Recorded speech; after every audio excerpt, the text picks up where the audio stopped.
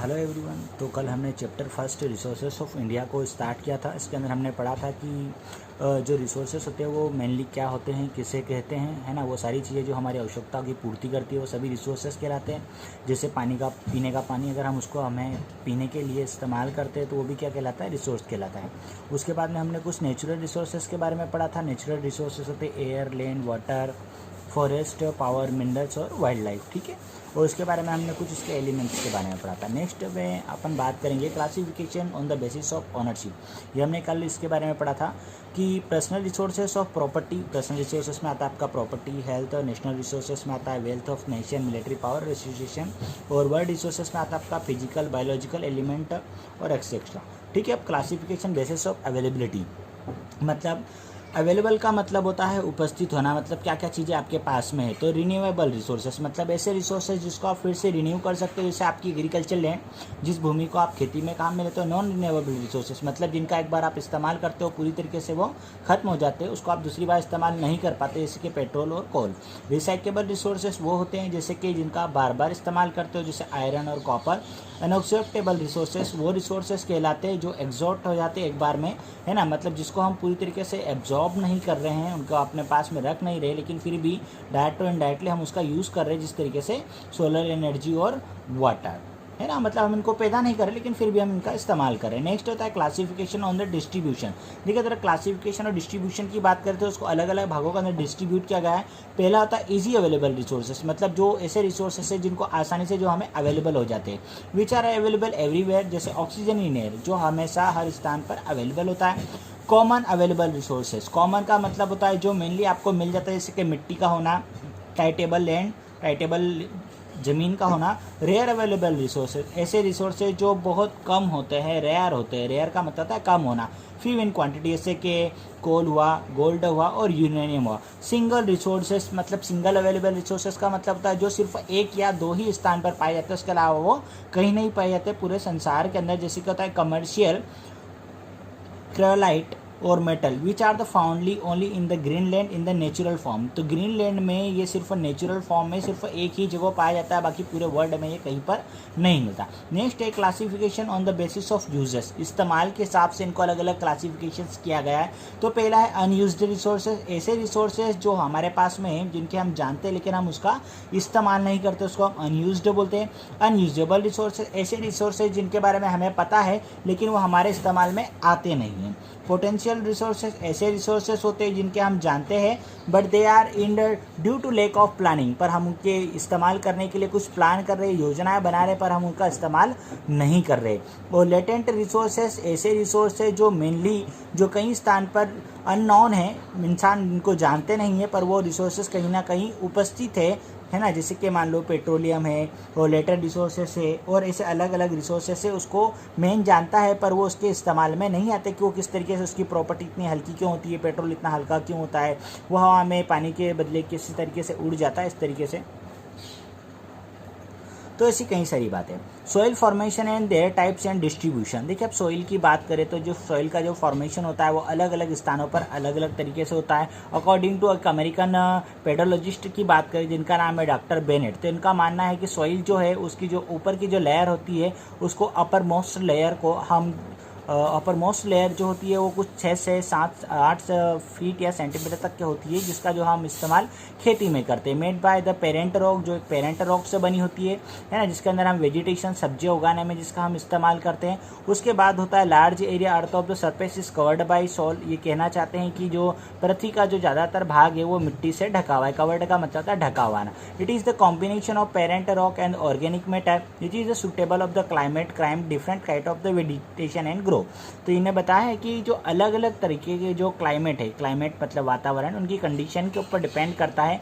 जब वो अलग अलग प्रकार के टाइप्स मतलब उनके प्रकार होते हैं तो वहाँ पर अलग अलग प्रकार की वेजिटेशन मतलब सब्जियों को उगाया जाता है। अब इसके बारे में कुछ इसके इम्पोर्टेंट है, जैसे हमें सभी को पता है कि मिट्टी हमारे लिए, मानव जीवन के लिए बहुत ज़्यादा ज़रूरी है। ख़ास तौर पे किसानों के लिए ह्यूमन जो है पूरी तरीके से मिट्टी के ऊपर डिपेंड करता है। जितनी भी जो ऑर्गेनिक लिविंग जो ऑर्गेनिज्म है, मतलब जितनी भी जो जीवित चीज़ें वो डायरेक्ट और इनडायरेक्ट तरीके से मिट्टी से हमें जो अच्छी चीज़ें जो है जैसे खाने की चीज़ें हैं सारी प्राप्त होती है। वी गेट कॉटन, हमें इससे कॉटन मिलता है, सिल्क मिलता है, जूट मिलता है, वूल ऊन मिलता है और अलग अलग तरीके से चीज़ों से हम इससे कपड़ा बनाते हैं। मिट्टी का जो डायरेक्ट और इनडायरेक्ट दोनों ही तरीके से जो है हम इसका इस्तेमाल करते हैं। नेक्स्ट है फॉर्मेशन ऑफ सॉइल। देखिए फॉर्मेशन ऑफ सॉइल जो है मतलब जो मिट्टी का जो रिन्यूएबल है, मिट्टी जो एक रिन्यूएबल रिसोर्सेस है, इसे हम फिर से बना जरूर सकते हैं लेकिन इसकी जो प्रोसेस है वो वेरी स्लो, मतलब बहुत धीमे है। इसको 100 ऑफ ईयर्स लगते हैं एक 1 सेंटीमीटर लेयर को बनाने के लिए, इसलिए इसका जो निर्माण है वो किया नहीं जा सकता। ऑलमोस्ट जहाँ पर होती है हम विषय कैसे इसका इस्तेमाल कर लिया जाता है। देखिए अब इसके बाद में सॉइल फॉर्मेशन है। यहाँ पर इसके अंदर कुछ इसके टाइप्स दिए गए जिसके बारे में आपको पता होना चाहिए कि इसकी ऊपर की लेयर को हम अपर मोस्ट लेयर को टॉप सॉइल कहते हैं, सेकंड लेयर को सब सॉइल कहते हैं, थर्ड लेयर को वेदर्ड या पेरेंट रॉक मटेरियल कहते हैं और फोर्थ लेयर को कॉन्सिस्ट पेरेंट रॉक कहते हैं। ये आपका होमवर्क है, इसी को आपको कंप्लीट भी करना है। ये आपके एग्जाम में क्वेश्चन आता है कि सॉइल फॉर्मेशन बताइए या उसका किस तरीके से। तो यहाँ पर सॉइल फॉर्मेशन है, ये उसका डायग्राम है, ये आपको बनाना है आज अपनी कॉपी में once time.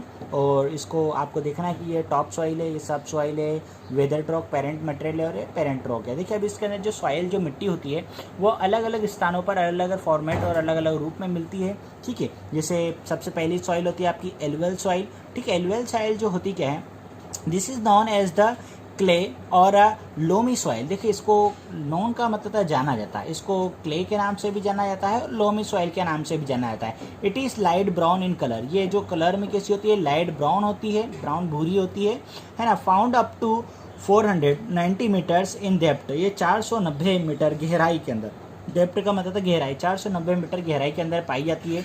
This soil is generally deficiencies in nitrogen, phosphorus और humus but rich in the potash और लाइम। देखिए इधर इसके अंदर पोटास और लाइम की मात्रा जो है बहुत ज़्यादा होती है। रिच का मतलब अमीर होना है ना, मतलब बहुत ज़्यादा इसके अंदर इसकी मात्रा होती है। उसके अंदर जो डेफिशिएंस मतलब कमी पाई जाती है नाइट्रोजन की और फास्फोरस की। मेनली जो है ये इंडिया के कुछ भागों में पाई जाती है। 3 मेजर रिवर्स है जैसे कि आपका हो गया द सतलुज, द गंगा और द ब्रह्मपुत्र, और हिमालयाज के कुछ स्थान है जहाँ पर ये मिट्टी जो है बहकर आती है। ठीक है, नेक्स्ट है आपका ब्लैक सॉइल और रेगुलर सॉइल। देखिए ब्लैक सॉइल और रेगुलर सॉइल, इसका जो इसको रेगुलर सॉइल और ब्लैक सॉइल दोनों कहा जाता है। इसके अंदर कॉटन सॉइल भी कहा जाता है इसको। ब्लैक कॉटन सॉइल इसलिए कहा जाता है इसके अंदर कॉटन की खेती की जाती है। और it is in dark in colour, ये कलर में डार्क होती है। Made of the finally great of the particles, इसके पार्टिकल्स जो होते हैं वो बारीक बारीक जो होते हैं वो आपस में झगड़े होते हैं। They are the retain moisture of the long time, ये काफ़ी लंबे समय तक के इसके अंदर मॉइस्चर रहते हैं। जनरली डेफिशिएंसीज, इसके अंदर किस चीज़ की कमी होती है, nitrogen, phosphorus, humus but rich in potash, इसके अंदर पोटास की मात्रा ज़्यादा होती है, लाइम की मात्रा ज़्यादा होती है, मैग्नीशियम की मात्रा ज़्यादा होती है, एल्यूमिनियम की ज़्यादा मात्रा होती है और आयरन की मात्रा ज़्यादा होती है। ठीक है, नंबर ऑफ केमिकल्स इसके अंदर मिलते जाते हैं। अब ये जो इसके अंदर कुछ मैप दिया गया है, इसके अंदर आपको कुछ नक्शे हैं, तो ये नाम है जो आपको लर्न करने हैं। अफगानिस्तान यहाँ पर है, पाकिस्तान है, चाइना, तिब्बत, नेपाल, भूटान, बांग्लादेश और म्यांमार और बे ऑफ बंगाल। बे का मतलब होता है खाड़ी, लक्षद्वीप और अरबिक सी। ठीक है, नेक्स्ट हम बात करेंगे रेड सॉइल। देखिए रेड सॉइल जो है, this soil is diverted from of the destinations and the crystallines और मेटाफॉर्मरिक लोड और ड्राई और वेट इन द क्लाइमेट। देखिए ये जो मिट्टी है ये ऐसे स्थान पर पाई जाती है जहाँ पर रॉक का मतलब होता है चट्टान या चट्टानी स्थान, और ये जो इसकी जो प्रकृति है वो होती है ड्राई और वेट, ये या तो सूखे और ये गीले दोनों स्थानों पर ये पाई जाती है। देखिए इधर ये हो गया आपके मिट्टी के प्रकार के बारे में। अब नेक्स्ट अपन बात करते हैं डेजर्ट सॉइल और माउंटेन सॉइल। देखिए डेजर्ट से ही समझ में आ रहा है, डेजर्ट का मतलब है रेगिस्तान, मतलब वो जो रेगिस्तान, वो मिट्टी जो रेगिस्तान के स्थानों पर पाई जाती है उसको मेनली हम डेजर्ट सॉइल कहते हैं। और माउंटेन सॉइल जो हिमालयाज या ऐसे ऐसे बड़े बड़े जो रॉक्स स्थान है जहाँ पर है ना, जो जिनकी मिट्टी बार बार घिसती है और घिसने के बाद में है ना जो उसकी मिट्टी बन जाती है जो चट्टानों के घिसाने से, उस मिट्टी को हम माउंटेन सॉइल कहते हैं। सॉइल इरोजन क्या होता है, सॉइल मतलब मिट्टी का कटाव है ना। तो land is adversely affected of the erosion, soil without of the vegetation is affected more erosion as the process. देखिए सॉइल इरोजन क्या है, मिट्टी का कटाव एक प्रकार की प्रक्रिया है जो कि मिट्टी के बहने को सॉइल इरोजन कहा जाता है ना। इसके कई सारे कारण कारण है, जैसे डिफॉरेस्टेशन है ना, जंगलों की निरंतर कटाई होना, ओवर गेजिंग, ज़्यादा घास जानवरों को चराना, या शिफ्टिंग कल्टीवेशन मतलब बदल बदल कर इसके ऊपर अलग अलग प्रकार की खेती करना, वाइंड इरोजन, हवा के कारण, ज़्यादा तेज़ हवा के कारण जो है मिट्टी का कटाव होता है, और non scientific method of agriculture मतलब एग्रीकल्चर खेती करने के लिए आप किसी साइंटिफिक मेथड का यूज़ नहीं करते, तो ये सारे कारण हैं जिससे कि मिट्टी का कटाव होता है।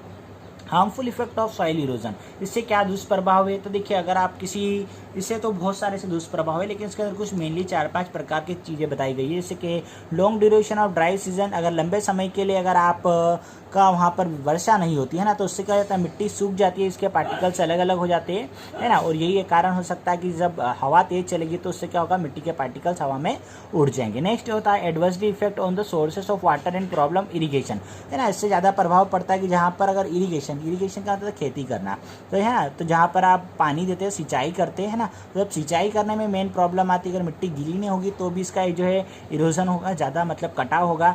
डाइवर्शन ऑफ द स्ट्रीम, तूफानों का आना, obstruction of the sea port, जहाँ पर ऐसे स्थान जहाँ पर जहाज़ों के यातायात होते, because of the silting and sand और at the river of the bottom, जब नदी के किनारे जो बालू रेत होती है ना, वो अगर नदी के किनारे होती है तो उससे क्या होता है कि जो पानी है वो बहकर उसमें मिट्टी जो है उसमें चली जाती है, और ये भी एक इरोजन मतलब उसका जो कटाव का कारण होता है। Deteriorate of the high quality land और adverse affected on the agriculture, देखिए अगर आप जो हाई क्वालिटी वाली जो लैंड होती है ना, अगर उसका इरोजन होता है मतलब उसका कटाव होता है, तो ये क्या करती है, आपके सीधे सीधे इसका प्रभाव जो इफेक्ट का मतलब प्रभाव पड़ना, तो एग्रीकल्चर लैंड मतलब एग्रीकल्चर जो आपकी खेती है उसके ऊपर इसका सीधा प्रभाव पड़ता है। Reduction in the agriculture land, reduction का मतलब होता है कमी होना, तो आपकी जो खेती वाली जो ज़मीन है ना जिसके ऊपर आप खेती करते हो, उस भूमि के अंदर क्या होती है, उसकी कमी होती है। नेक्स्ट होता है सॉइल कंजर्वेशन, देखिए कंजर्वेशन का मतलब होता है बचाना, है ना, तो सॉइल कंजर्वेशन मतलब मिट्टी का बचाव ज़रूरी क्यों है या मिट्टी क्यों बचाना चाहिए, है ना, तो मेनली हमें इससे पता है, लेकिन इसके तरीके से हम देखा जाए तो 4-5 तरीके इन्होंने बताए हैं। तो the increase of the population, increase का मतलब बढ़ना, जनसंख्या के बढ़ने से result in the destruction of the natural resources, destruction कमी होना या दखलंदाजी होना, तो जो प्राकृतिक जो रिसोर्स स्रोत है उसके अंदर क्या हो रही है, कमी हो रही है। Therefore it is to prevent का मतलब बचाना, इसीलिए ज़रूरी है कि हमें इसके डिस्ट्रक्शन को बचाना चाहिए।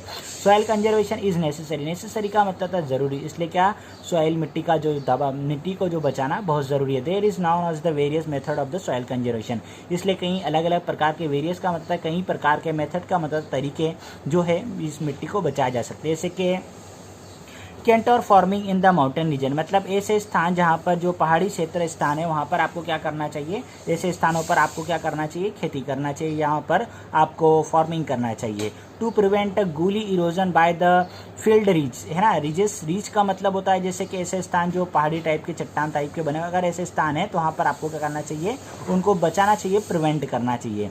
Prevention of soil erosion bye planting trees, है ना, सॉइल इरोजन मिट्टी के कटाव से आपको बचाना चाहिए, क्या करना चाहिए, प्लांटिंग ट्रीज, प्लांट लगाना चाहिए, पेड़ पौधे लगाना चाहिए। Wind and desert in the check और वेलोसिटी बाय वाइंड, है ना, आपको ऐसे स्थान जहाँ पर डेजर्ट रेगिस्तानों में आपको वेलोसिटी उसकी गति को देखना चाहिए कि हवा की जो गति है वो किधर है, उससे मिट्टी जो है वो उड़ कर नहीं चली जाए ना। बेयर लैंड, जहाँ पर जो खाली स्थान है जहाँ पर पेड़ पौधे नहीं लगे गए हैं स्लोप से, वहाँ पर आपको क्रॉपिंग और कंट्रोलिंग ऑफ द गेजिंग, आपको गेजिंग मतलब जो पशु पक्षी जो यहाँ पर गेज करते, गेज का मतलब उनको चराना, तो ऐसे स्थान पर जहाँ पर वो चरते हैं या खाना वाना खाते हैं जो, तो उसको वहाँ पर चराने से हमें उसके रोक लगानी चाहिए। Bye collecting the running water mountain slopes and uneven areas, हमें क्या करना चाहिए, कलेक्ट करना चाहिए, एकत्रित करना चाहिए रनिंग वाटर, जो पानी जो बह रहा है कहाँ पर, माउंटेन स्लोप्स, मतलब स्लोप का मतलब होता है ऐसा ढलान वाले स्थान से जहाँ से पानी बहता है उसको हमें कलेक्ट करना चाहिए। By developing grazing land in the rural areas, और हमें क्या करना चाहिए, रूरल एरिया जो जहाँ पर जो खाली स्थान पड़ा है या जो गांव है वहाँ पर ऐसे स्थान पर हमें क्या करना चाहिए, डेवलपिंग गेजिंग, है ना, डेवलप करना चाहिए, विकास करना चाहिए। गेजिंग का मतलब होता है पशु पक्षियों को चराने के लिए, ठीक है। Next water resource type and distribution हम अगले पार्ट में पढ़ते हैं।